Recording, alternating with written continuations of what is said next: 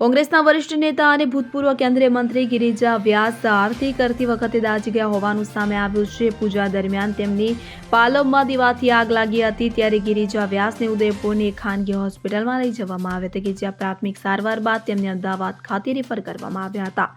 અમદાવાદના SG highway પર આવેલી ઝાયડસ હોસ્પિટલના બર્ન્સ સ્પેશિયાલિસ્ટ ડોક્ટર ગિરીશ અમલાણી ના જણાવ્યા અનુસાર ડોક્ટર ગિરિજા વ્યાસને ગતરોજ સાંજે 6 વાગ્યાની આસપાસ ઝાયડસ હોસ્પિટલ ખાતે લાવવામાં આવ્યા હતા। સવારે 11:30ની આસપાસ તેઓ પૂજા કરતી વખતે તેમના ઘરે દાઝી ગયા હતા, કે તે દરમિયાન તેઓ નીચે પડી ગયા હતા, કે જેથી તેઓને માથામાં પણ ઈજાઓ પહોંચી હતી, કે જે બાદ ગંભીર હાલતમાં તેઓને હોસ્પિટલ ખાતે લાવવામાં આવ્યા હતા। અંદાજે 90% જેટલું તેઓનું શરીર દાઝી ગયું હોવાથી માહિતી આપી હતી, તો ઘરમાં પડી જવાથી માથામાં પાછળના ભાગે વાગ્યું હોવાથી બ્રેન હેમરેજ પણ થઈ ગયું છે।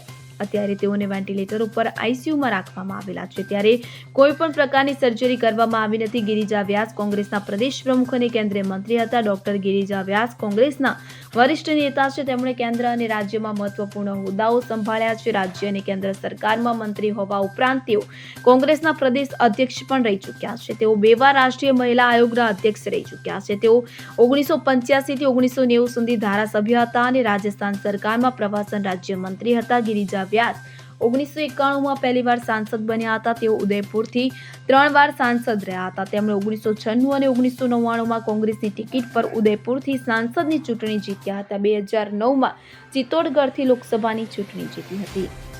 Bureau report CN24 news. હવે જુઓ દેશ દુનિયાની તમામ ખબરો તમારી આંગળીના ટેરવે। ઉઠાવો મોબાઈલ અને Google Play Store પરથી ડાઉનલોડ કરો અમારી CN24 ન્યૂઝ મોબાઈલ એપ।